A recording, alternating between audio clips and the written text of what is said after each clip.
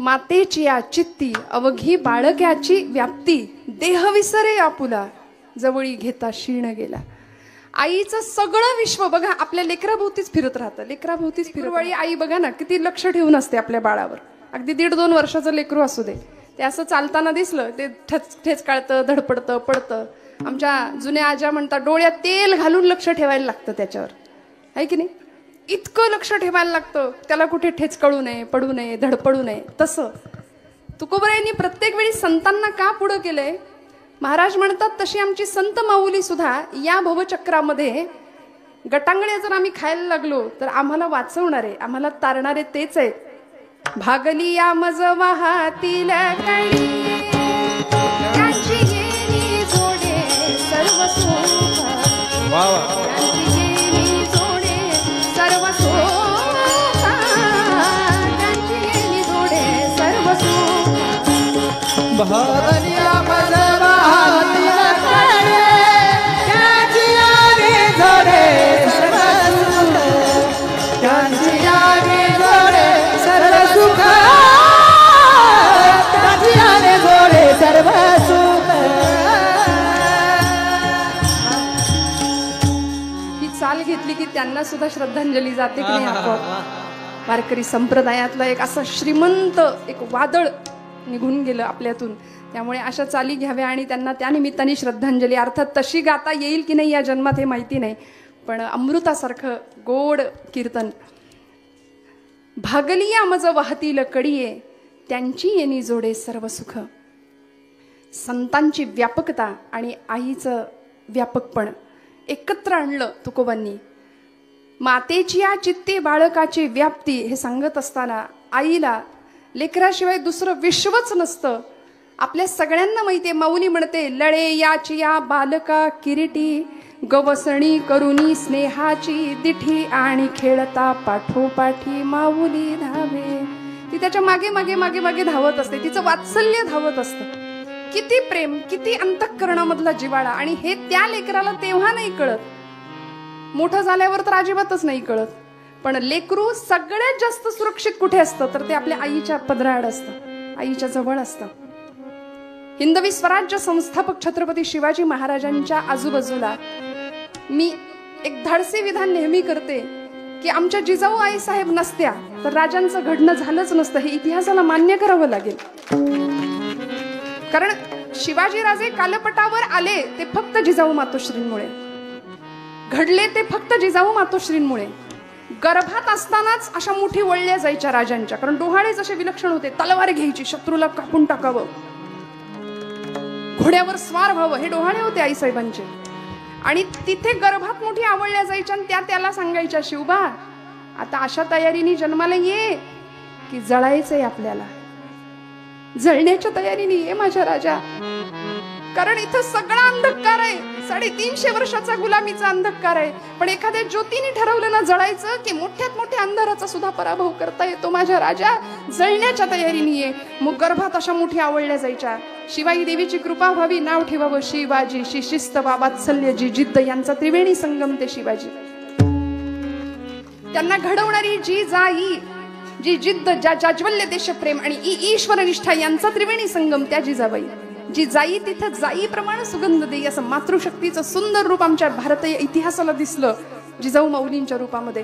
आणि किती घडवावं, तासन तास टक लावून बघत बसावं, पुण्यात आणावं, बाळाने विचारावं. 5 वर्षाचे झाले शिवबाराजे विचारलं आई कुठाय माझा वाडा, कुठाय माझा घोडा. आई म्हणते मोठी माणसं आयत्या घरात राहत नाहीत बाळा, ती घरं बांधतात आणि मग राहतात. इथं वाडा नाही, इथं घोडा नाही, सगळं बेचिराग झाले. रायाराव नावाचा हिंदू सरदार गाढवाचा नांगर फिरवला होता पुण्याच्या भूमीवरनं. माणसं परागंदा होऊन देशोधडीला गेली होती, राखेचे डोंगर साचले होते. एक पहार ठोकली होती आमच्याच माणसांनी, मुरार जगदेव त्याचं नाव. एक पहार ठोकली, त्याच्यावर एक मानवी कवटी अडकवली, पुण्याच्या वेशीला चपलांचं तोरण टांगलं आणि सांगत होते जो कोणी इथं स्वराज्य निर्माण करण्याचा प्रयत्न करील त्याच्या घराची आम्ही अशी मसनवट करून टाकू.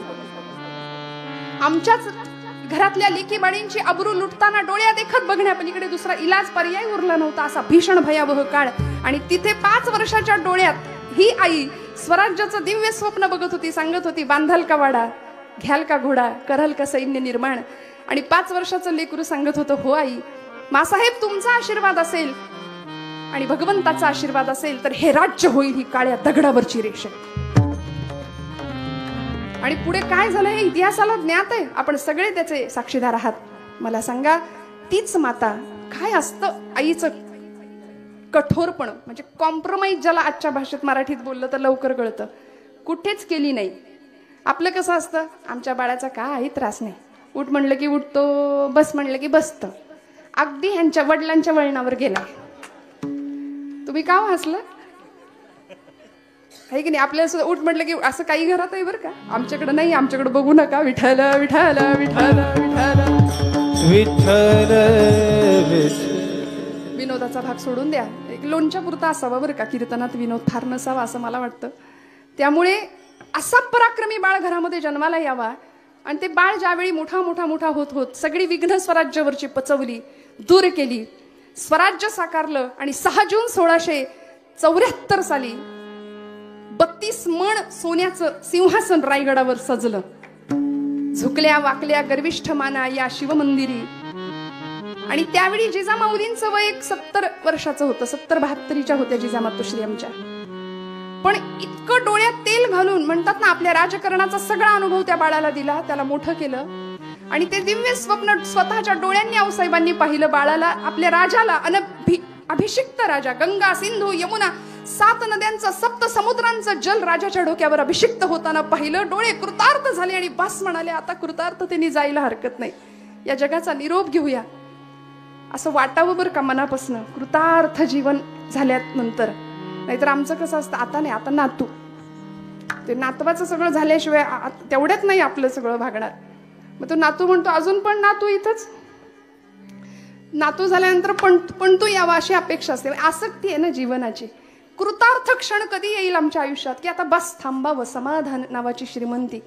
जिजामातोश्रींना ती श्रीमंती लाभली. आणि माता म्हणाल्या, आईसाहेब म्हणाल्या, आपल्या 6 जून 1674चा तो पवित्र दिवस, रायगडावरचा राज्याभिषेकाचा सोहळा, आपल्या आईचा आशीर्वाद घ्यायला राजे वाकले, आशीर्वाद दिला आणि असं खांद्याला असं हातांना धरलं आणि सांगितलं, राजे मी आजच्या दिवशी तुमच्याकडे एक मागू का? आई मागतीये कुणाला? लेकराला. मी आजच्या दिवशी तुम्हाला एक मागू का? छत्रपतींच्या डोळ्यांच्या कडा ओल्या झाल्या. म्हणाले, आईसाहेब बोला ना, असं का बोलता? अरे माझी कूस उजवली, जगदंबेला मागितलं, मला असा पुत्र दे जो महाराष्ट्रातल्या न्यायनीतीच्या शृंखला तडातड तोडेल, गुलामगिरीचा अंधकार दूर करेल. माझं ऐकलं आई जगदंबेने, तुझ्यासारखा सुपुत्र मला मिळाला. माझं एक म्हणणं मान्य कराल का? मला द्याल का या जन्मात? माझा पुनर्जन्मावर विश्वास आहे राजे. हे कोण म्हणतंय? आऊसाहेब जिजाऊ. माझा पुनर्जन्मावर विश्वास आहे. मला असं वाटतं की पुढचा जन्म सुद्धा तुमची आई होण्याचं भाग्य मला मिळू द्या. पुढच्या जन्मात सुद्धा तुम्ही माझ्या पोटी जन्माला याल का? हे प्रत्येक आईला वाटावं आणि प्रत्येक लेकराला वाटावं.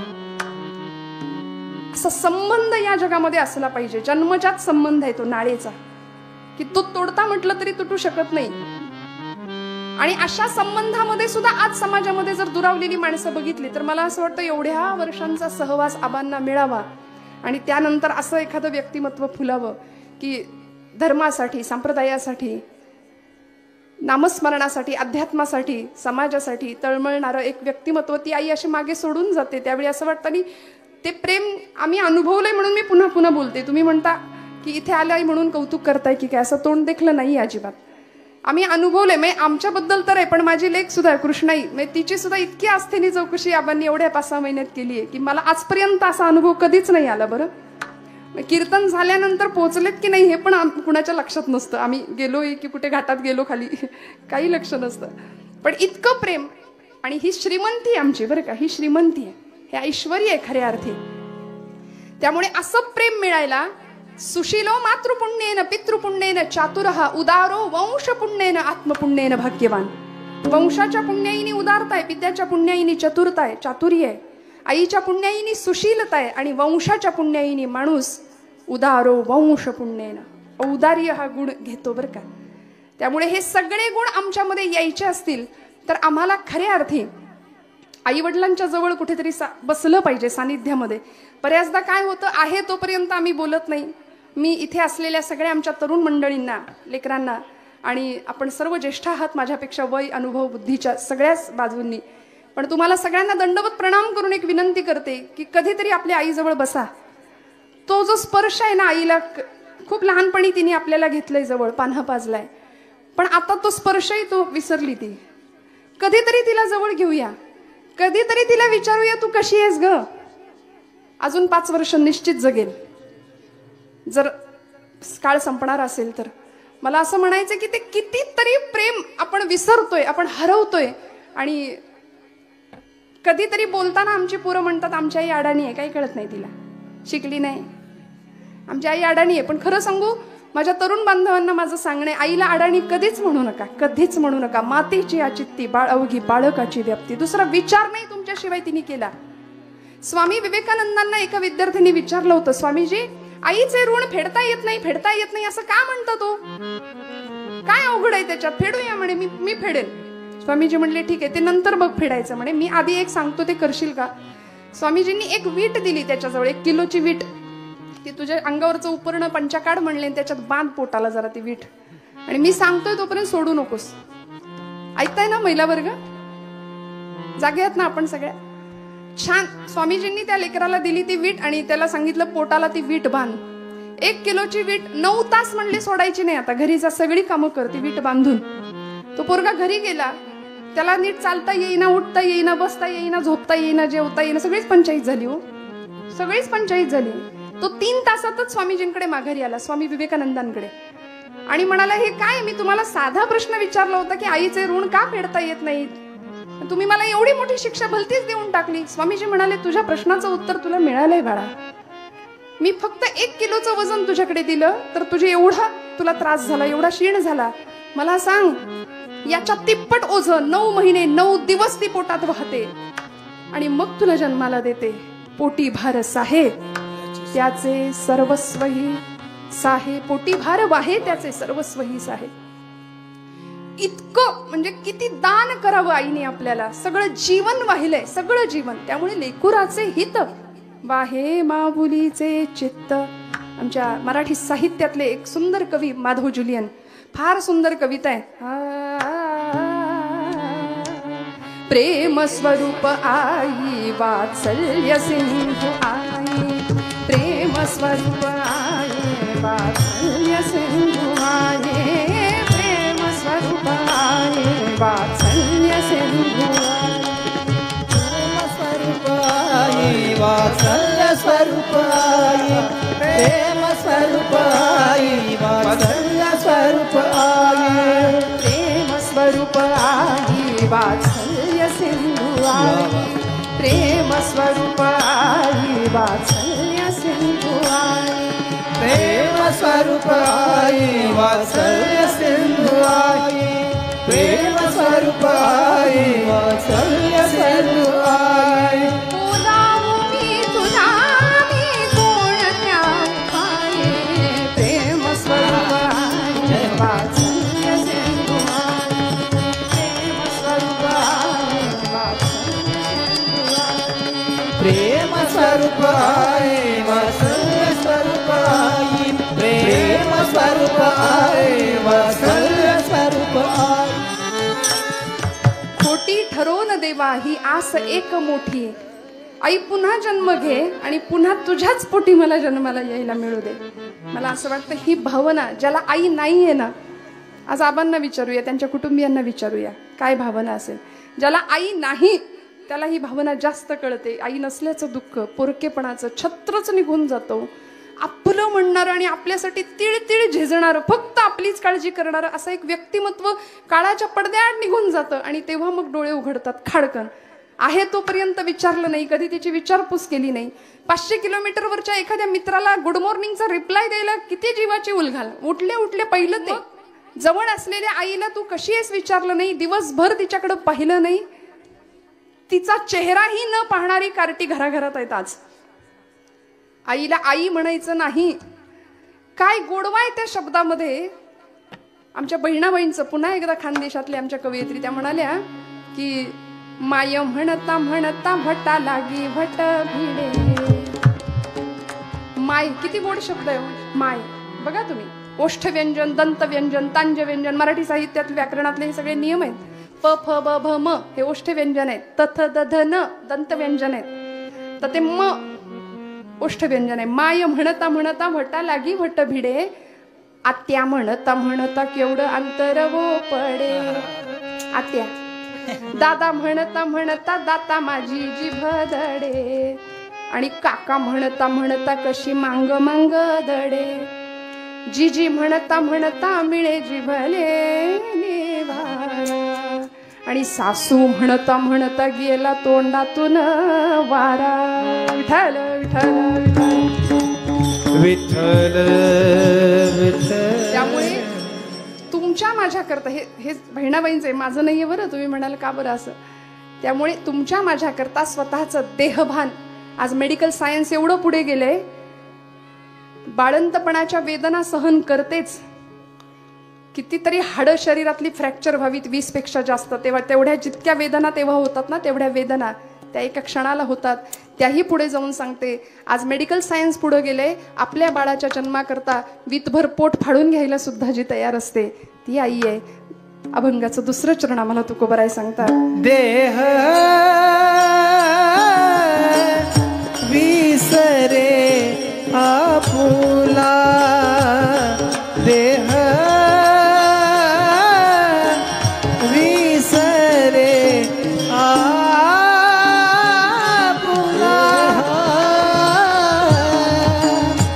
विसरे आपुला.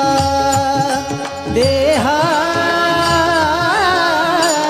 विसरे आपुला, देह विसरे आपुला. देह विसरे आपुला, देह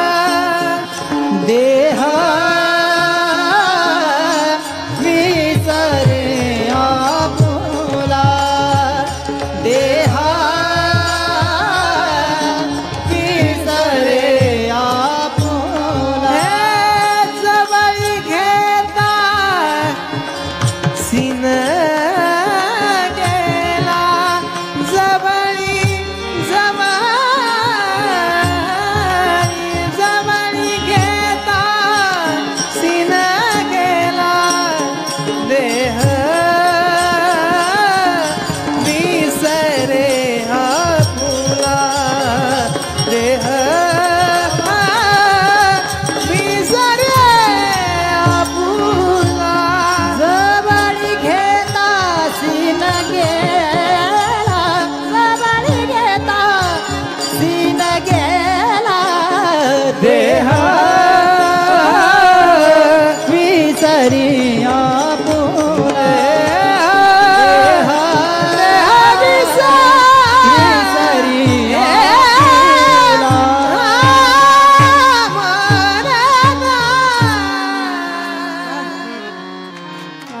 देह विसरे आपुला, जवळी घेता शेण गेला.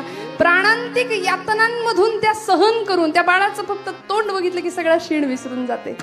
तुकोबा काय उदाहरणं देतात बघा. व्यवहारातली उदाहरणं आहेत, पण संतत्वाचा दर्जा मातेला देणारं उदाहरण आहे. आणि म्हणून संतांचं महात्म्य सांगताना सगळ्याच संतांना पुन्हा पुन्हा आईचाच गौरव करावासा का वाटतो. हे झालं संतांच्या बाबतीत, महापुरुषांच्या बाबतीत. भारताचं संविधान ज्यांनी लिहिलं असे भारतीय राज्यघटनेचे शिल्पकार डॉक्टर बाबासाहेब आंबेडकर, ते घडले. मी म्हटलं ना तुम्हाला, एक वाक्य मी मगाशी बोलून गेले, सगळे लोकोत्तर महापुरुष घडले, त्यांच्यामुळे त्यांच्या माता सुद्धा प्रसिद्धीला आल्या. मग याचा अर्थ आमच्या हौसाबाई पंढरीनाथ खळदकर आजी, त्यांचा त्याग कमी आहे अशातला भाग नाही बरं.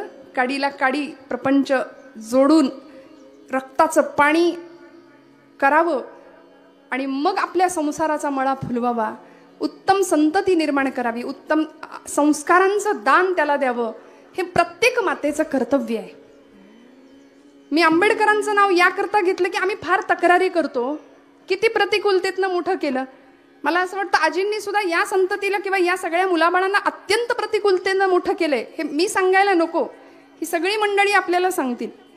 पण या प्रतिकूलतेतून आपण काय करतो, तक्रार तेवढी करतो आयुष्याची. एक जण मला भेटले, म्हणाले ताई मी पण विद्वान झालो असतो म्हणले, पण आमच्याकडे टेबल लॅम्पच नव्हता अभ्यास करायला. एकाने दिला माझ्या लग्नात टेबल लॅम्प, पण टेबलच नव्हता. बरं टेबल लॅम्प मिळाला, टेबल मिळाला, पण लाईटच नसायची आमच्याकडे, नाही तर मी विद्वान झालो असतो. कारण भरपूर आहे तो आमच्याकडे. तक्रारीला इतके तक्रारी. जी माता तुमच्या माझ्या करता व्रतवैकल्य करते, उपास तपास करते, किती उपास करावे हे जुन्या मातांनाच जमायचं बरं का, आताच्या नाही. आई ही आईच असते असं नाही मी म्हणणार की जीन्स घालणारी आई आज धकाधकीच्या आयुष्यामुळे तिचं वात्सल्य कमी झालंय का, तर नाही, ती आईच आहे. पाळण्या घरात पोराला ठेवताना काळजाला पीड पडतोच. मी त्याचं समर्थन करते असंही समजू नका अजिबात. पण ती आई आठवून बघा की जी चुलीवर छान भाकरी भाजायची, आणि आपण सगळ्यांनी तो अनुभव घेतलाय. That is our pizza and burger. आज एवढी म्हातारपणी तोंडाची चव जरी निघून गेली असली तरी सुद्धा ती चव किंवा ती आठवण मरेपर्यंत विसरणार नाही आपण, मरेपर्यंत नाही. बाबासाहेबांना घडवण्यामध्ये आमच्या रमाई मातेचा किती सुंदर हिस्सा होता. अशी स्वाभिमानी कणखरबाई होती रमाई. आईसाहेबांनी, बाबासाहेबांच्या आई बरं का, माहेरी प्रचंड श्रीमंती होती त्यांच्या, आणि इकडे दारिद्र्य, 18 विश्व दारिद्र्य. त्या माहेरी गेल्या ना की त्यांना थोडंसं हिणवण्याचं अनुभव यायचे, त्यांना वाईट वाटायचं, पण त्या स्वाभिमानी होत्या. त्यांनी माहेरी एकदाच सांगून टाकलं, जोपर्यंत माझ्या सासरच्या अंगणामध्ये नोटांचं वाळवण घातलेलं बघणार नाही तुम्ही, तोपर्यंत तुमची पायरी नाही चढणार. प्रचंड स्वाभिमान, करारी होत्या रमाई. लोक कपडे जसे अंगणात वाळत घालतात ना, तशा माझ्या अंगणात नोटा वाळत घातलेल्या दिसतील तेव्हा. आणि त्यातून मग आंबेडकर घडले, भारताचे राज्यघटनाकार, शिल्पकार तयार होतात.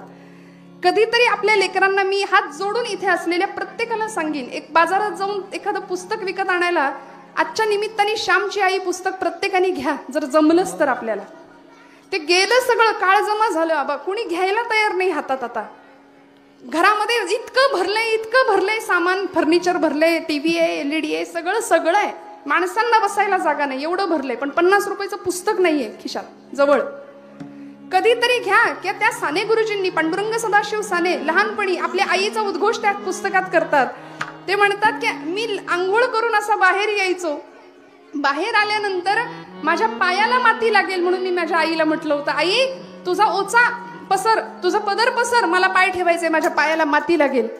तेव्हा ती माऊली सांगते, आई सांगते की श्याम, अरे बाळा, पायाला घाण लागू नये म्हणून जेवढा जपतोस ना, तेवढी मनाला घाण लागू नये म्हणून जप हो.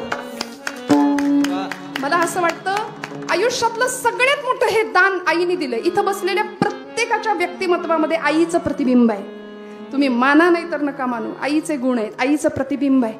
त्यामुळे अंतःकरणाची शुद्धता, माझं वाक्य खूप लक्ष देऊ नये का, मनाची नीतिमत्ता, आपलं अंतःकरण शुद्ध असेल, नीतिमत्ता आपली साफ असेल, तर माझ्यावर विश्वास ठेवा, परमेश्वर काटा सुद्धा टोचू न देण्याची जबाबदारी घेतो.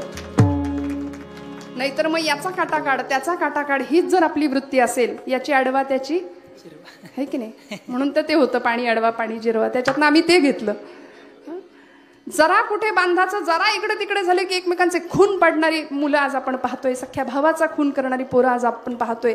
मग कुठेतरी संस्कारांची कमतरता आहे का. 350 वर्षापूर्वी अशी एक आई महाराष्ट्राच्या इतिहासाने पाहिली की गडाचे सगळे दरवाजे बंद झालेले असताना पाळण्यात रडणाऱ्या पोराचा टाहो ऐकला आणि गड उतरून खाली आली. राजांना नाव द्यावं लागलं हिरकणी बुरुज.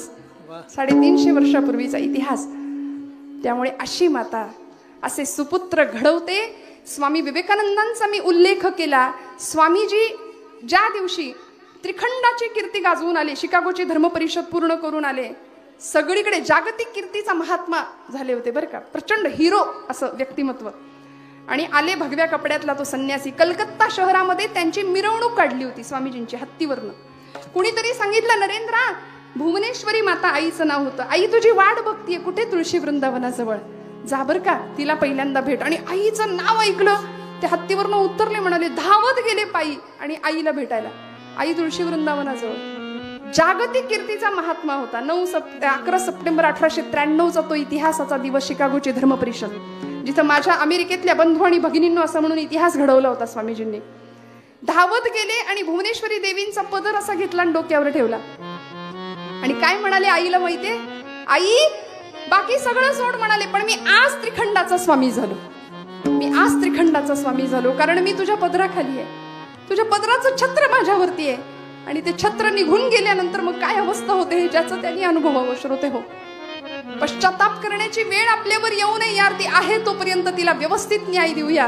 कारण अडाणी आहे म्हणताना तिच्या रूपाने अनुभवांचं अख्खं विद्यापीठ तुमच्या माझ्या घरात वावरत असतं. अख्खं अनुभवाचं विद्यापीठ आहे. त्यामुळे आम्ही घडतो वाढतो सगळ्या पद्धतीने. बरं ते करत असताना किती प्रेमाने हो, किती प्रेमाने करावं. आई आपल्या लेकराला दूध भाताचा घास जसा भरवते ना, म्हणजे तेच उदाहरण तुकोबांना का द्यावं वाटलं, कारण संत सुद्धा दूध भाताचा घास जसा भरवावा तसं आम्हाला भक्तीचं ज्ञान शिकवतायत. हे दावी प्रेम भाते, दावी प्रेम भाते, दावी प्रेम भाते, दावी प्रेम भाते, दावी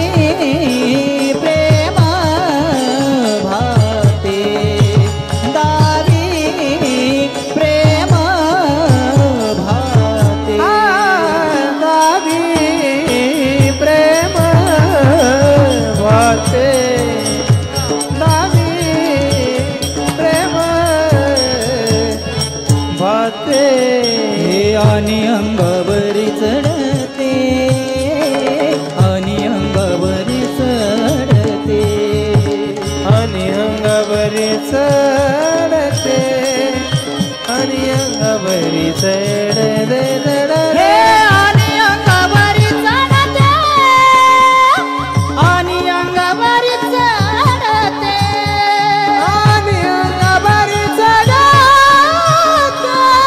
आणि अंगावरी चढते, फुला देह विसरे आपुला, देह विसरे आपुला, देह विसरे आपुला, आपुला आपुला आणि अंगावरी चढते. लहान बाळाला दुधाचा भाताचा घास खाऊ घालावा आणि ते बाळ धावत धावत आईच्या अंगावर जावं, कडकडून मिठी मारावी, जवळ घ्यावं, स्तन्य पाजावं. किती प्रेम, किती प्रेम. तसं संत सुद्धा आम्हाला प्रेमाने जवळ करतात बरं का. आई लेकराला दूध भात घालते तितक्या प्रेमाने तितक्या मायेने भक्तीचं ज्ञान सोपं करून शिकवतात. हरिमुखे म्हणा, हरिमुखे म्हणा, काही अवघड नाही सांगितलं. ठाईचं बैसोनी करा एक चित्त, आवडी अनंत आळवावा. फार कुठे जंगलात तपस्या करा, वनात जा असं सांगितलं का? आई जसं सोपं करून सांगते तसं सांगितलंय. मग या न्यायाने जी आई आपल्या देहाचा विसर पडतो तिला आपल्या लेकरासाठी, लेकराच्या कल्याणाकरता उपास तापास व्रतवैकल्य करावीत. आम्ही महाशिवरात्र जर धरली तर महाशिवरात्रीच्या आधी महिनाभर ठरतो त्या दिवशी काय काय खायचं. आमचा मेनू एरवी नसतो एवढा. उपासाचे 108 पदार्थ एवढं ताट भरलेलं असतं त्या दिवशी. म्हणजे त्या शिवाला सुद्धा त्या रात्रीचं भय वाटावं की काय. त्याला असं वाटावं बापरे बाप, ही मानव जमात आजच्या दिवशी सगळंच अन्न पृथ्वी तलावरचं गिळंकृत करेल की काय, असा आमचा उपास असतो. पण आईचा त्याग, आईचं समर्पण, देहाचंही समर्पण आहे. देह विसरे आपुला, जवळी घेता क्षीण गेला, दावी प्रेम भाते आणि अंगावरी चढते. बाळाचं आणि आईचं जसं नातं आहे ना, तसं संतांचं आणि आपलं नातं असावं ही तुकोबरायांची अपेक्षा आहे. ती अपेक्षा कशी होईल? नमन करूया, मस्त भजन करूया आणि त्यासाठी एक दृष्टांत सांगून मग